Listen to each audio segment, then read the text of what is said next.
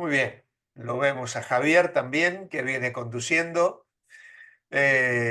Bueno, muchas gracias a todos por estar otra vez este viernes, algunos por la tarde, otros por la noche, reencontrándonos para nuestra clase de discipulado, Nueva Vida en Cristo, volumen 6. Vamos avanzando en ella poquito a poco.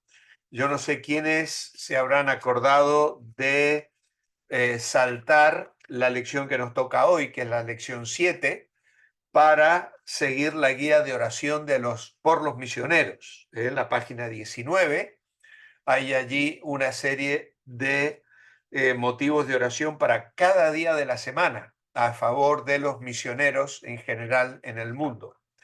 Y luego, en la página 20, tenemos otro apartado muy interesante.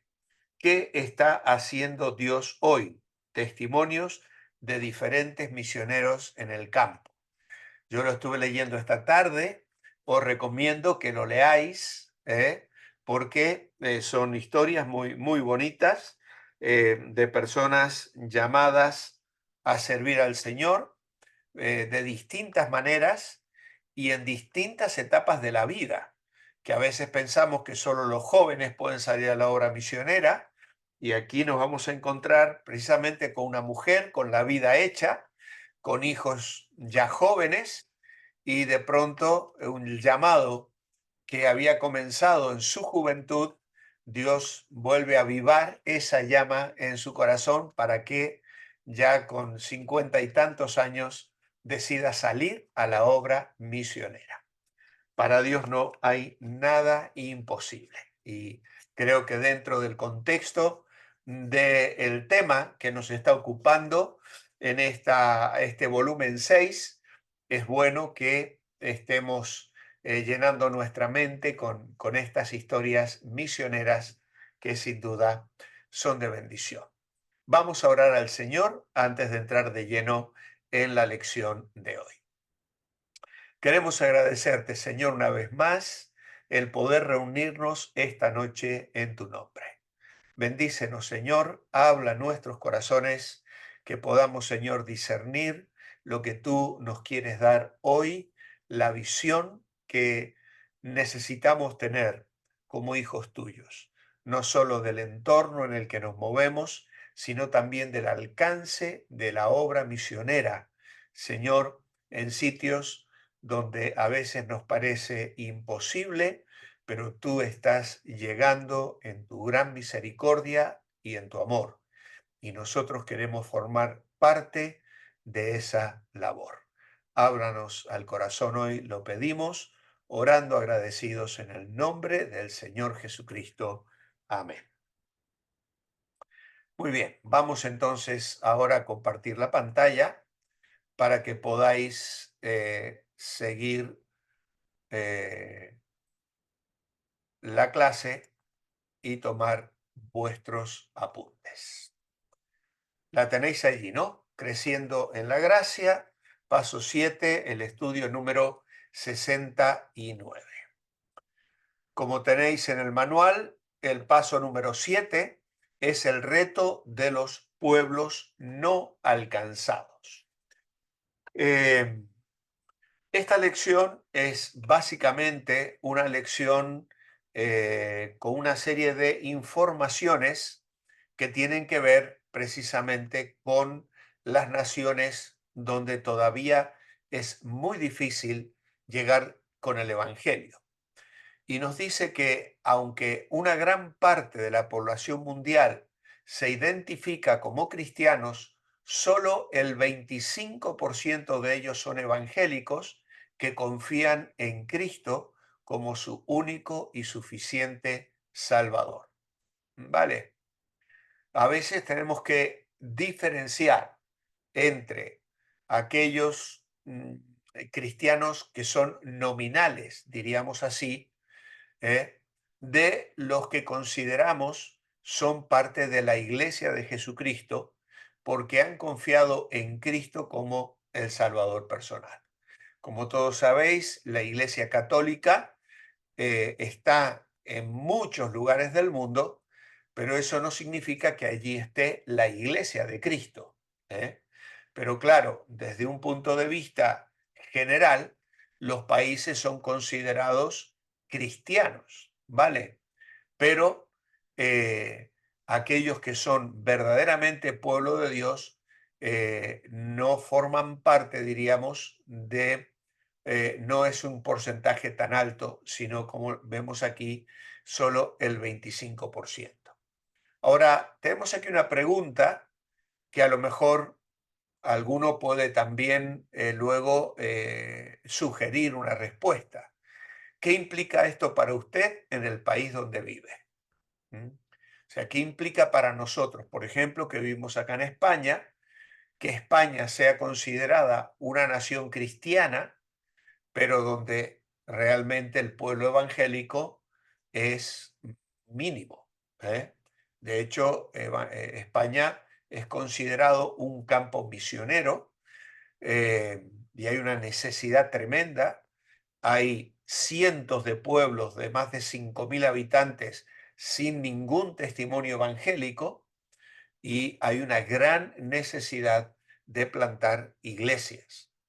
Ahora, yo respondería también en esta pregunta de una forma que tal vez alguno de los hermanos españoles que está participando de la clase pueda confirmar, pero mi respuesta ha sido esta.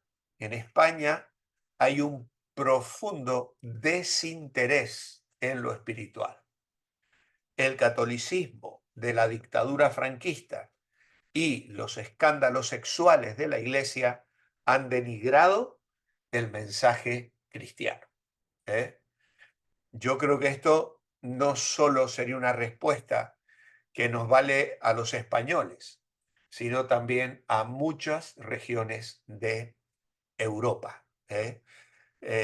También tenemos noticias de los Estados Unidos y tristemente en décadas pasadas la Iglesia Católica con este tema de la castidad y que prohíbe, perdón, casarse a los sacerdotes, ha promocionado una serie de abusos sexuales, especialmente a personas indefensas, a niños, que hoy son adultos que están denunciando, y están saliendo por todos lados escándalos sexuales. Y esto hace que la gente realmente se plantee la veracidad del mensaje que dicen tener, ¿no?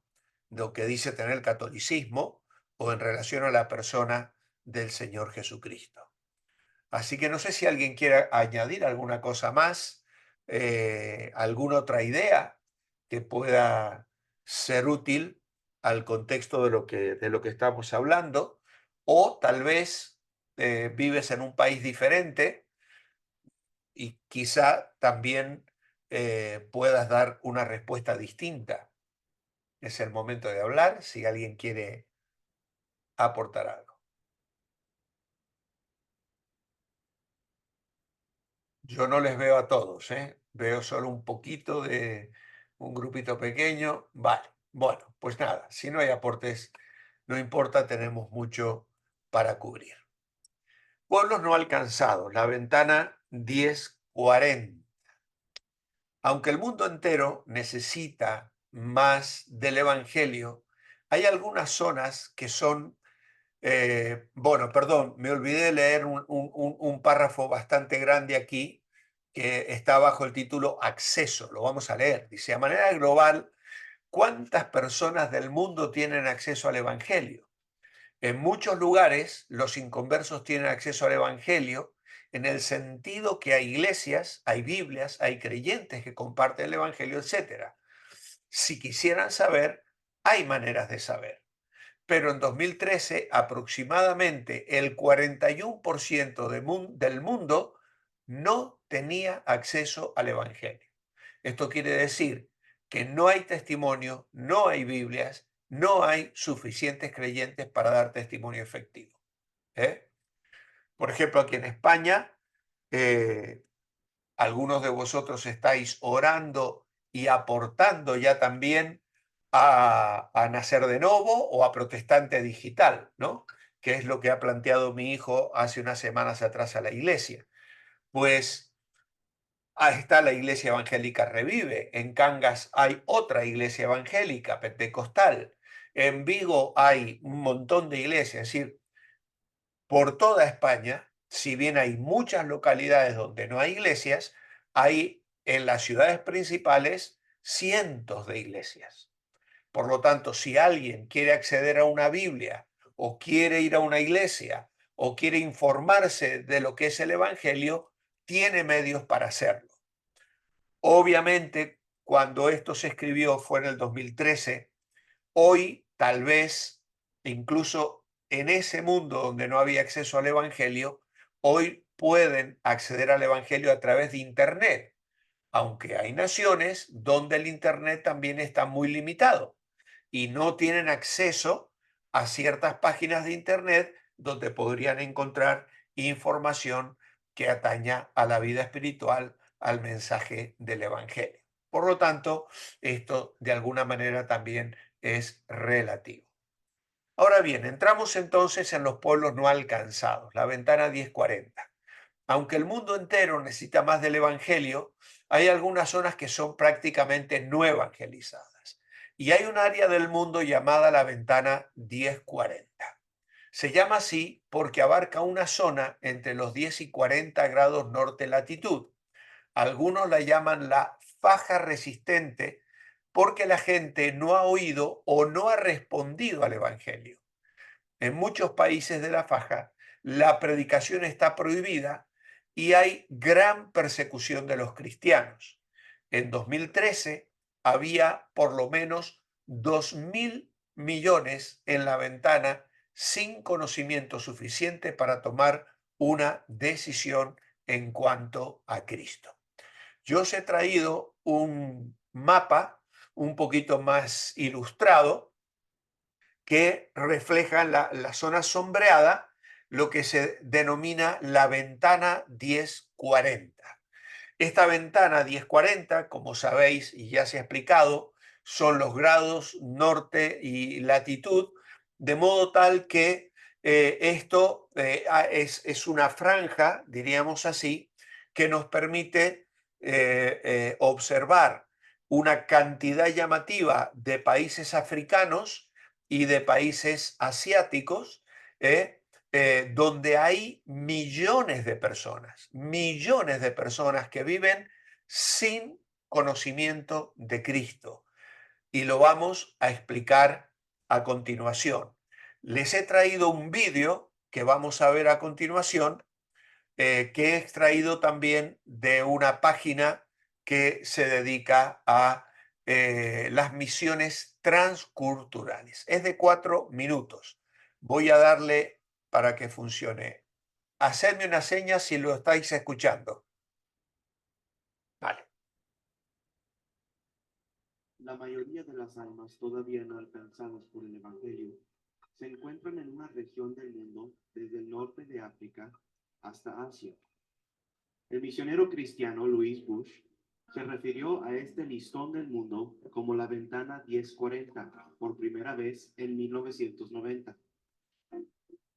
Él le puso este nombre, por lo cual esta región se encuentra entre 10 grados y 40 grados latitud al norte del Ecuador.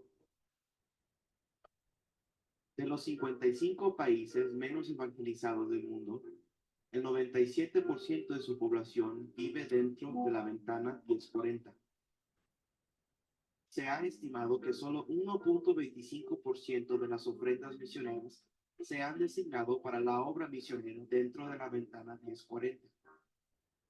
La evangelización abierta es difícil y en algunos lugares humanamente imposible debido a las restricciones gubernamentales.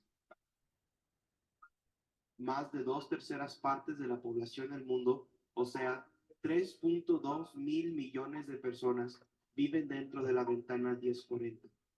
Los centros de operaciones del Islam, el hinduismo y el budismo se ubican dentro de la ventana 1040. Aquí se representan 59 países, el más poblado siendo el país de China. con más de 1.3 mil millones de habitantes, cuya religión predominante es el budismo, en la cual se espera que el hombre imperfecto llegue a la perfección. Las condiciones de pobreza y falta de alimentación son más evidentes en los países norteafricanos y en la India. En la India, aunque se estima que hay suficiente ganado para alimentar a la población entera por más de 5 años, hay hambre, debido a que su religión, el hindú, no permite que la gente mate a las vacas, pues creen que son sagradas. Aparte de esta creencia, adoran a más de 3.000 dioses falsos que incluyen a las ratas y otros animales que llevan enfermedades mortales, como son. En África, vemos cómo el hambre y el SIDA han tomado al continente entero. La gente adora a sus padres muertos como a dioses falsos, pero estas gentes, pueblos y naciones necesitan más que solo un médico. Necesitan al gran médico. Necesitan más que solo el agua potable. Necesitan el agua de vida. Hay personas en esta región que nunca han escuchado del amor que Dios tiene para ellos. Nunca han escuchado el nombre precioso de Cristo. Pero, ¿cómo oirán sin haber quien les predique? ¿Cómo los predicarán si no fueren enviados? Cristo, al ver las multitudes, tuvo compasión de ellas. ¿Qué siente en su corazón para estas multitudes? ¿Qué hará usted para cumplir con el mandamiento que Cristo nos ha dado de ir por todo el mundo y predicar el Evangelio? La ventana 1040 es más que una ventana de miseria y necesidad, más que opresión y tristeza, más que solo una ventana de hambre y falta del Evangelio. Es la ventana de oportunidad de llevar almas al hogar celestial. ¿Qué harás con esta oportunidad? ¿Irás? ¿O simplemente mirarás a través de esta ventana con apatía, como tantos más lo han hecho? No desperdicies esta gran ventana de oportunidad, la ventana 1040.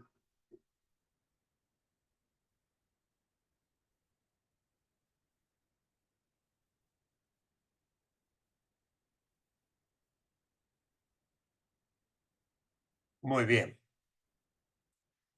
vale.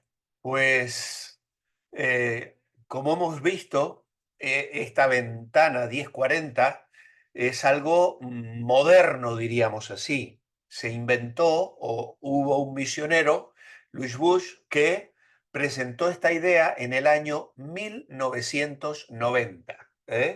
Así que es algo muy, muy moderno, diríamos así, y nos permite observar la necesidad en una franja de 59 países enormemente necesitados del Evangelio. Voy a daros mucha información, eh, pero creo que es necesario que la tengamos, aunque no la vamos a memorizar, por supuesto, pero que nos va a dar una idea más completa y radical de la necesidad que hay en estos países. Hay varias consideraciones importantes que nos demandan lo menos orar por la ventana 1040.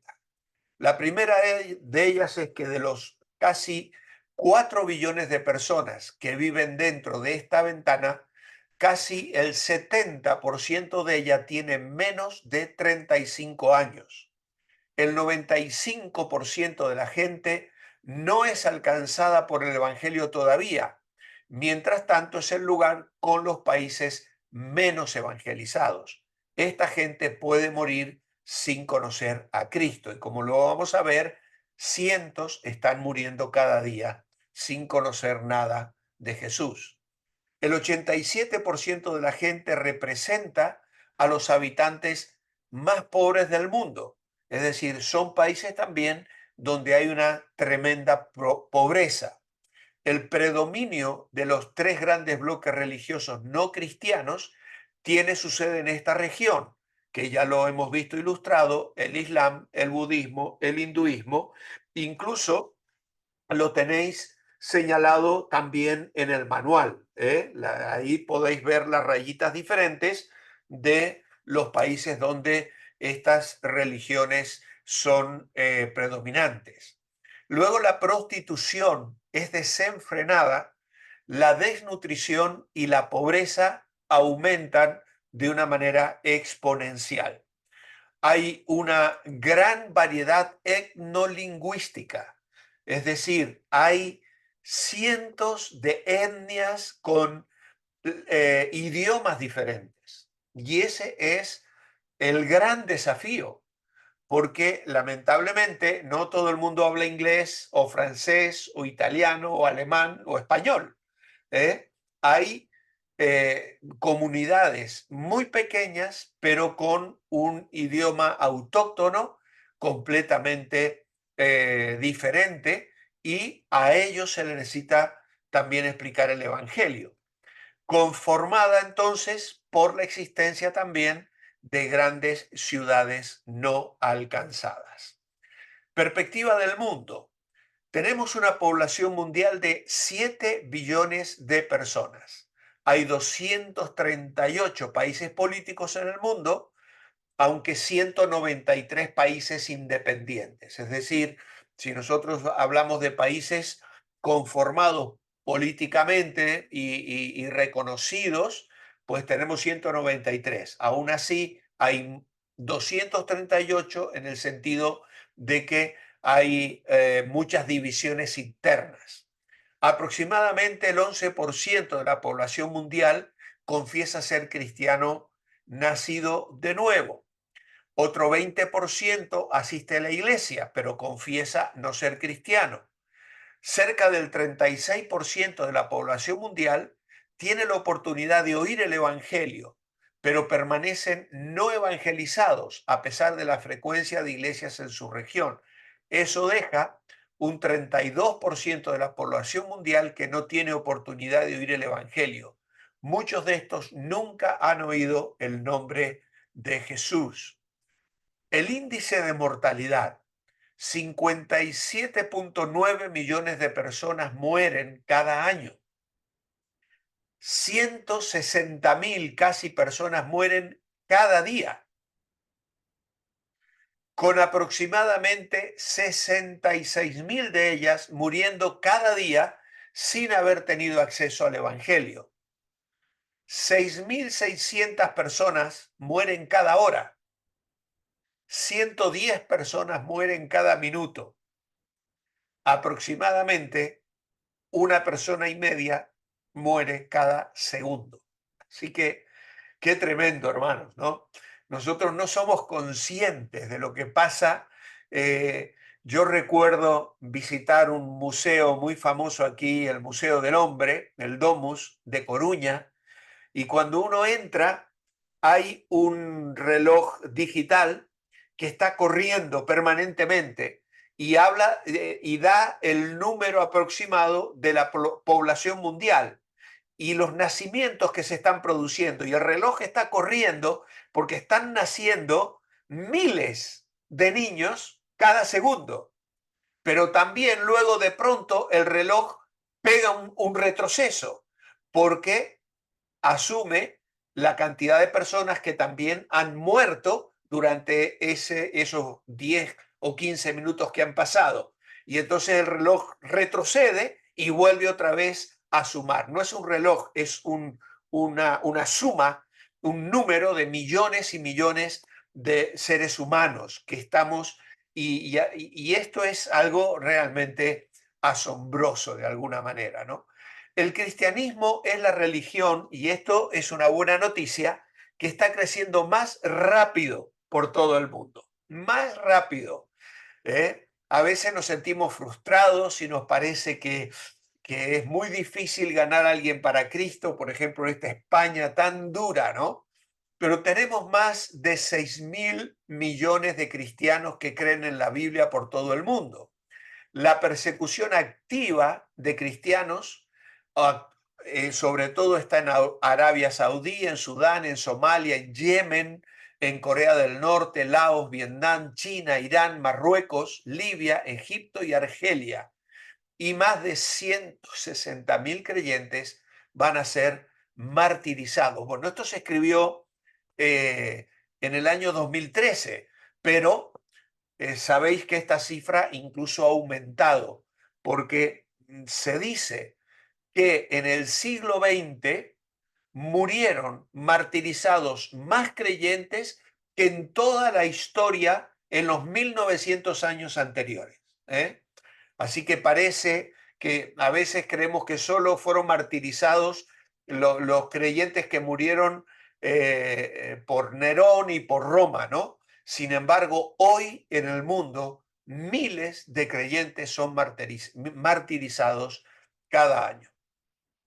Luego también aquí se habla de los misioneros estadounidenses, que eran el 30% en el mundo entero, pero ese número ha ido disminuyendo porque han comenzado a salir misioneros desde África, desde América Latina y desde Corea. Y luego vamos a explicarlo, porque ha crecido muchísimo el evangelio en estos continentes y entonces el número de misioneros de estas localidades se ha multiplicado. El número de personas que está siendo presentada al plan de salvación cada día, escuchad esto, hermanos, hoy han escuchado el Evangelio más de 260.000 personas en el mundo. Y cada día el número añadido al cuerpo de Cristo es un promedio de 170.000 personas, 174.000 personas. 3.500 nuevas iglesias se abren cada semana alrededor del mundo. ¿Vale? Así que mirad cómo avanza el Evangelio. Ahora, considerando el índice de crecimiento de los bloques religiosos del mundo, el cristianismo es la religión que crece más rápido en el mundo hoy. La población total del mundo aumenta un 1,72 anualmente. Los porcentajes de crecimiento de religiones mundiales son los siguientes. Los budistas, 1,7. Los cristianos nominales, 2,2. Los hindúes 2,3, los musulmanes 2,7, los que se consideran no religiosos 9,8, pero cristianos que creen en la Biblia casi un 7%. ¿Vale? Así que esto tiene que motivarnos, hermanos, que el Evangelio tiene poder y muchas personas están siendo alcanzadas, incluso en estas regiones donde es tan difícil predicar el Evangelio.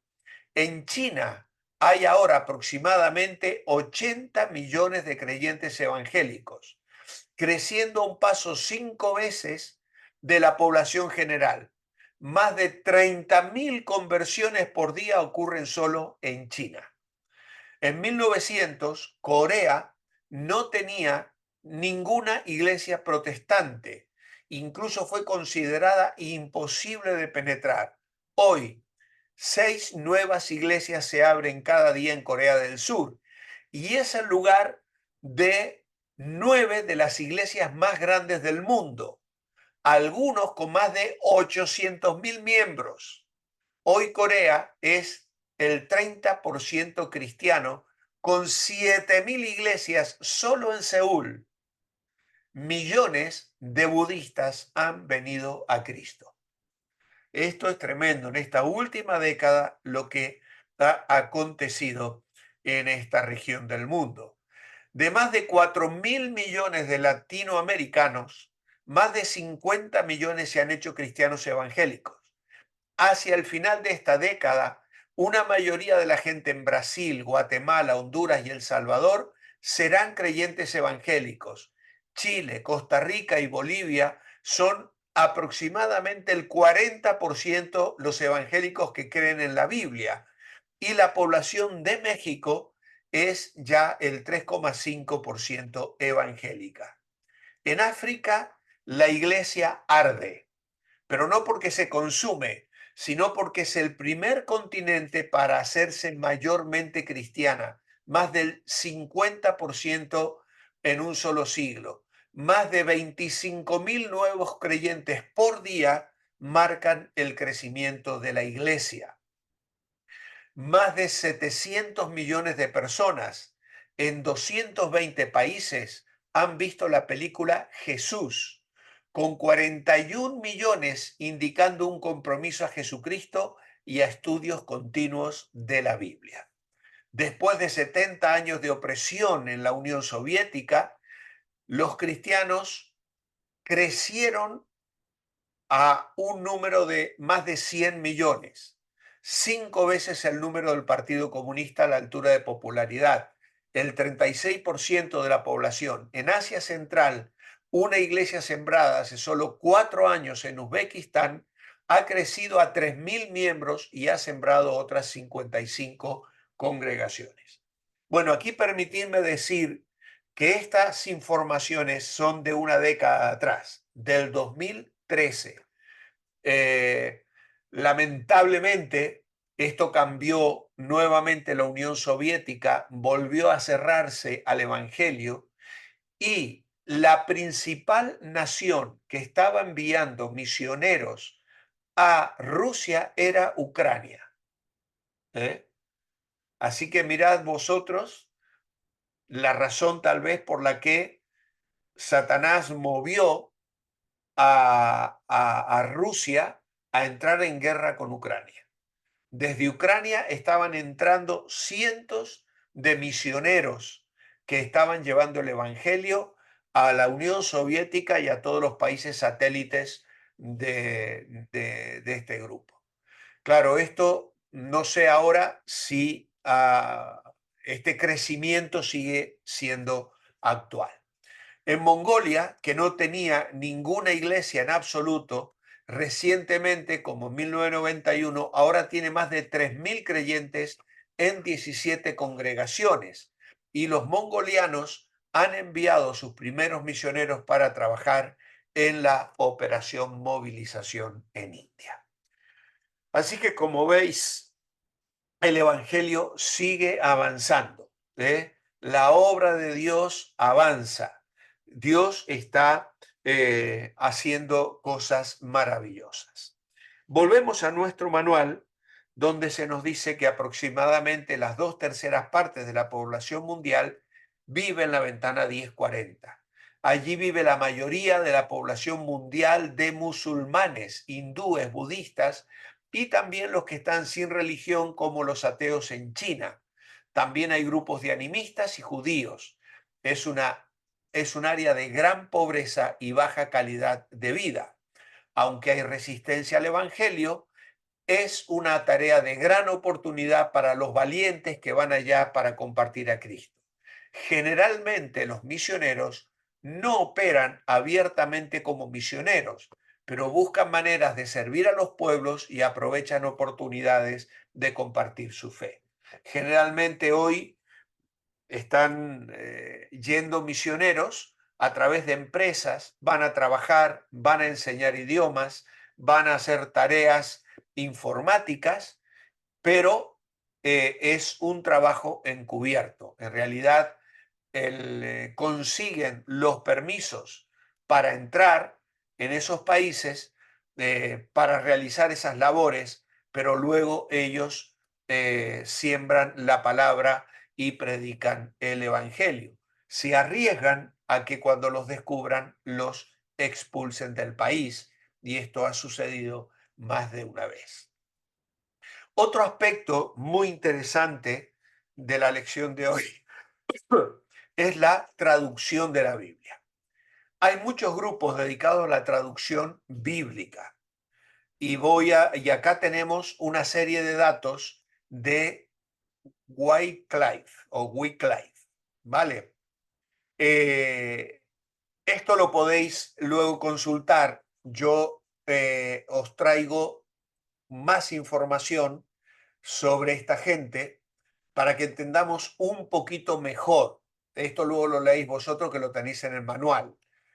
Wycliffe es una alianza global de organizaciones que cuenta con personal proveniente de más de 50 países.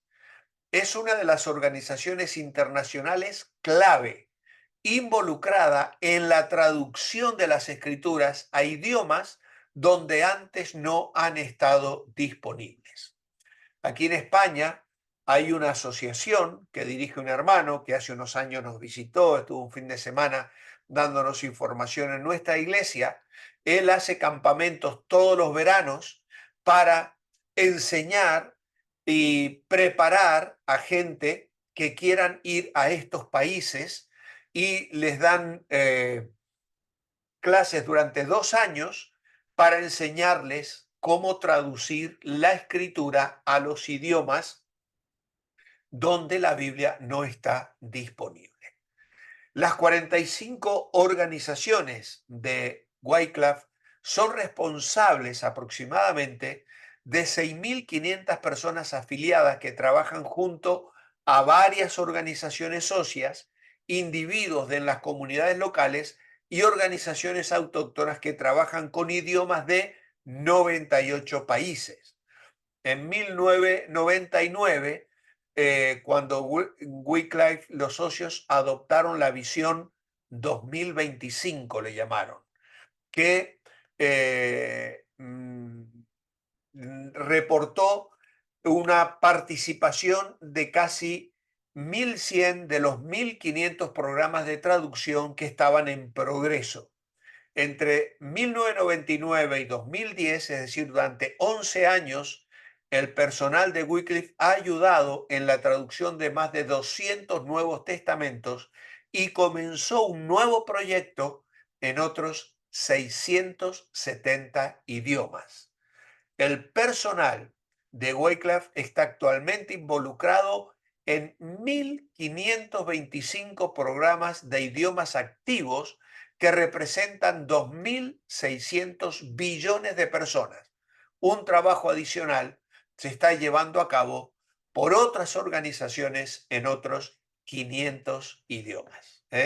Por lo tanto, el desafío es enorme, grandísimo, pero gracias a Dios hay personas que han respondido a este llamado para traducir las escrituras en los idiomas que la gente necesita escuchar.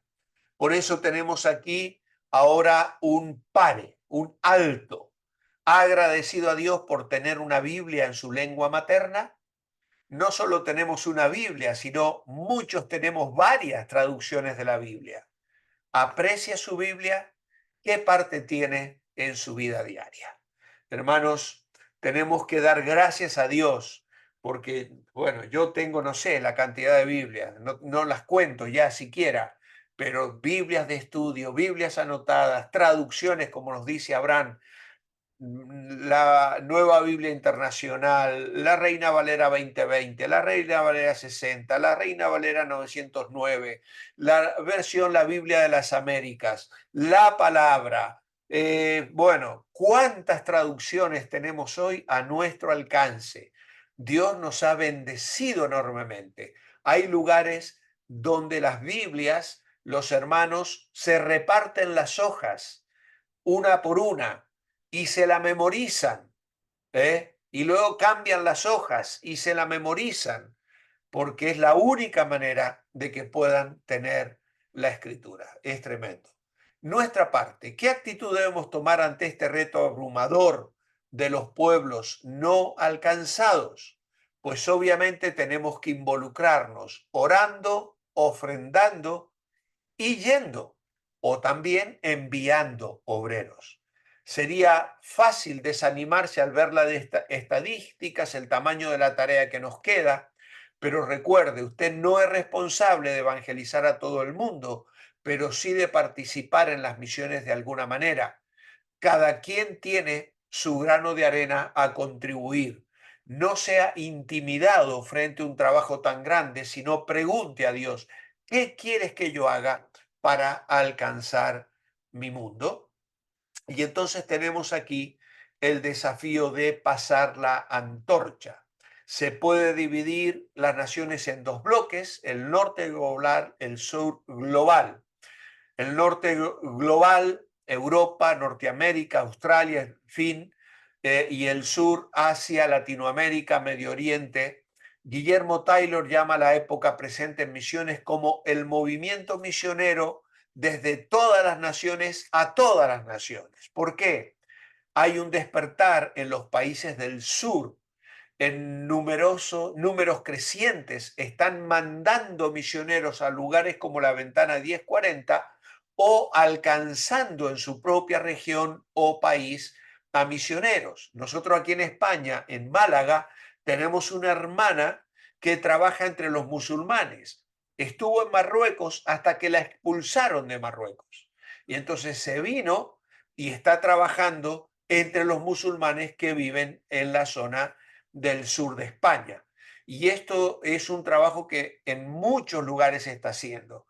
Hay cientos de musulmanes en Inglaterra, en Alemania, en Francia, y hay muchos misioneros que en lugar de ir a las naciones directamente, prefieren trabajar entre los árabes o musulmanes que habitan estas regiones. Este próximo verano, Dios mediante, hay hermanos de la Iglesia Revive que están orando por la posibilidad de ir a Operación Tránsito. Operación Tránsito es un ministerio que se realiza en Algeciras, donde pasan miles de musulmanes que vienen de Europa para ir a visitar sus familias en el verano y les regalan paquetes con agua, con la película Jesús, con Nuevos Testamentos escritos en su idioma, y se paran junto a los coches que hacen una enorme caravana para pasar en la frontera y les van regalando ese material. Y hay unos hermanos que están orando porque quieren ir próximo verano, Dios mediante, a trabajar en este trabajo misionero. Muy bien, adelantamos, tenéis un cuadrito con mucha información de números que no vale la pena ahora leer.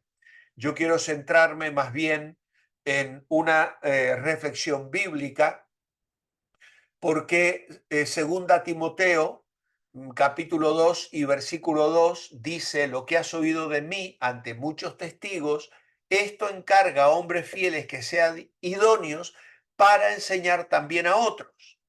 Y entonces nos hace la pregunta: ¿cómo estamos viendo el cumplimiento de esto en misiones hoy? Cuando Pablo le dice esto a Timoteo, está pensando en 4 generaciones. Si trabajamos para formar misioneros que a su vez fomentan la obra misionera y promueven la visión, él está diciendo: lo que has oído de mí, Timoteo, díselo a otros para que estos otros se lo encarguen a otros. Así que ahí tenemos ya una cadena, diríamos así, maravillosa de comunicar la misión y la visión. Si la iglesia siguiera con firmeza este consejo, se expandería geométricamente en la medida que creyentes bien enseñados enseñen y comisionen a otros, a los que a su vez harán lo mismo con otros. Los discípulos necesitan ser equipados para transmitir su fe. El trabajo no estará hecho sino hasta que nuevos creyentes sean capaces de hacer discípulos a otros. Y cuando Pablo le dice esto encarga, significa deposita, y se refiere al tesoro de la verdad del Evangelio que Pablo había encargado a Timoteo y que Dios primero le había encomendado a Pablo. Por eso Pablo llama a la iglesia local columna y baluarte de la verdad en 1 Timoteo 3:15. Dios ha depositado en nosotros, su pueblo, la verdad de la palabra de Dios, y es nuestra responsabilidad guardar este tesoro y compartirlo con otros. La tarea de la iglesia local no es preservar la verdad como si fuera un museo, sino vivirla y enseñarla a las generaciones venideras. Notemos que Timoteo debe comunicar la verdad a creyentes fieles y no indistintamente a cualquier creyente. Por eso, a veces, hermanos, los pastores perdemos tanto tiempo con creyentes que no son fieles, que nos dan tanto trabajo, y descuidamos a los fieles por atender a los creyentes que lamentablemente deciden vivir en la carne.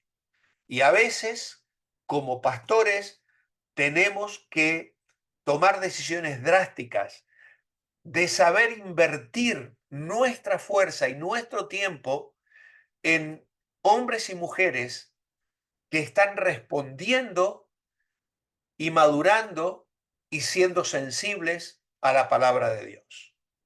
Y cuando las personas prefieren quedarse en la inmadurez, pues es tristemente su decisión. Tenemos allí también la siguiente gráfica que da los números por regiones del sur global, que luego lo podéis consultar este cuadrito, yo tampoco voy a detenerme en él. Y tenemos también la información en cuanto a Asia y África, que están mandando muchos misioneros. Pero al tomar en cuenta el porcentaje de cada región de la población mundial, los números cambian. Asia con 60% de la población mundial manda el 45% de los misioneros. África, con solo el 15% de la población mundial, está mandando un 43% de los misioneros, y Latinoamérica, con el 8% de la población mundial, manda 8% de misioneros. Ahora, estas estadísticas no deben ser malinterpretadas. Muestran un gran despertar en el sur, es decir, en zonas de África y en zonas de Latinoamérica. Pero la tarea por delante es enorme. No hay que aflojar, no hay que sentarnos en los laureles. Más bien los datos deberían inspirarnos a unirnos a ese gran movimiento. ¿Y cómo nos vamos a unir? Bueno, vamos a responder al mandato del Señor Jesucristo en Mateo 9, 36 al 38. Dice que el Señor, viendo las multitudes, tuvo compasión de ellas, porque estaban desamparadas y dispersas como ovejas que no tienen pastor. Entonces dijo a los discípulos: a la verdad la mies es mucha, mas los obreros poco. Rogad pues al Señor de la mies que envíe obreros a su mies. Perdonad, hermanos, ¿puse a grabar la clase? ¿Sí? Sí, Sí, sí, sí, sí, sí, sí. vale, que no me aparece aquí, me estoy asustando de que me había olvidado darle a grabar. Vale, gracias, perdona. ¿Qué nos manda entonces el Señor aquí en Mateo 9:36? Pues nos manda orar para que Dios levante más obreros dispuestos a salir, a levantar una cosecha para Dios. Y con una pequeña reflexión en esto voy a concluir hoy esta clase, porque Mateo describe lo que Jesús vio en las multitudes. ¿Y cuál fue su reacción? Emplea dos términos gráficos para describir la condición espiritual de las multitudes.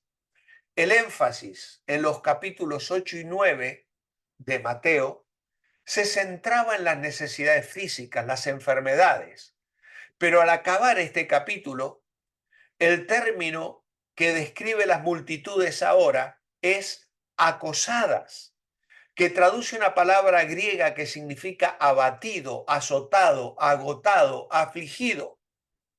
El segundo término es desamparado, desamparadas y dispersas. Y desamparado significa tirado, echado, esparcido, desparramado. Y Mateo agrega, como ovejas sin pastor que las proteja y provea para ellas. Y este cuadro de la condición espiritual de las multitudes llevó al Señor a sentir una compasión, una emoción profunda en su fuero más íntimo. Compasión es un término griego que se encuentra 5 veces en Mateo y 12 veces en el Nuevo Testamento. Y significa retorcerse los intestinos. Y expresa lo que el padre del hijo pródigo sintió cuando vio a su hijo de lejos regresando arrepentido. además de sentir compasión por las multitudes necesitadas y deseando llevar a sus discípulos a sentir lo mismo, el Señor hizo tres cosas. Llamó la atención de los apóstoles a la necesidad de obreros para recoger una cosecha que ya estaba madura, mandó a que orasen por más obreros y luego los comisionó y los preparó para salir a ministrar a las multitudes. Y si leemos el final del verso 38, dice, rogad al Señor de la mies que envíe obreros a su mies, y en el capítulo 10 los llama y les da autoridad para sacar espíritus inmundos, para sanar toda enfermedad, toda dolencia. Y el verso 5 dice, a estos 12 envió Jesús. Así que el Señor nos envía. Rogad pues al Señor. Es un mandato. Rogad es un verbo que se traduce de una palabra del griego y este término significa tener falta o necesidad y luego implorar, rogar. Para implorar al Señor por algo, uno primeramente debe sentir la necesidad o la falta. Yo no le pido al Señor por cuestiones que no necesito. Cuando yo le ruego al Señor por algo, es porque estoy sintiendo que necesito que Él haga algo en mi vida. Ahora, yo quiero rogar que Él envíe, es decir, eche fuera o impulse. Nuestra tarea es orar. La tarea del Señor es la de enviar. Dios siempre usa hombres y mujeres para extender su reino. Y seguramente en su voluntad hay un número suficiente de obreros que Él desea llamar para atender los campos blancos. La falta de obreros se debe no a la indisposición de Dios de llamar, sino a la indisposición de creyentes de oír y obedecer. Cuando uno ruega al Señor que envíe más obreros, pasan tres cosas. Se abre uno mismo para que Dios nos llame. Se crea un ambiente favorable en la iglesia para que Dios pueda hablar a otros miembros. Y finalmente Dios bendice la persona que ora en esta manera, pues obedece un mandato explícito del Señor. Es irónico que el Señor hable de la falta de obreros cuando había tantos líderes religiosos en Israel. Pero hay una gran diferencia entre líderes religiosos y obreros llamados por el Señor. Lo que escaseaba en Israel era un cuerpo numeroso de hombres y mujeres llamados y comprometidos a obedecer al Señor en la extensión de su reino. Por otro lado, no escaseaban ministros profesionales que se pastoreaban a sí mismos y que tenían completamente abandonado el rebaño. Por eso nuestra oración es, Señor, muéstrame cuál es mi parte en tu plan de las misiones mundiales.